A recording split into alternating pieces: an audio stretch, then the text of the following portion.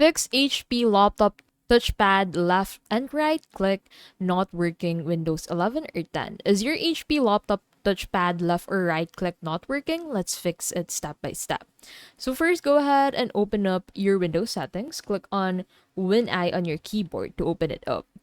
Now on your settings, go ahead and head over into the devices tab. From here, go ahead and select touchpad.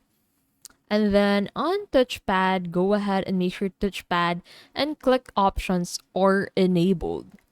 Another thing you can do is to update or reinstall drivers. So to do that, go ahead and click on WinX on your keyboard, select device manager, and then on device manager, go ahead and expand mice and other pointing devices. And then from here, go ahead and right click on your touchpad. And then go ahead and click on update driver. And then if issue persists, and install and restart to reinstall automatically. Lastly, enable touchpad via function key. So some HP laptops have function key to enable or disable the touchpad.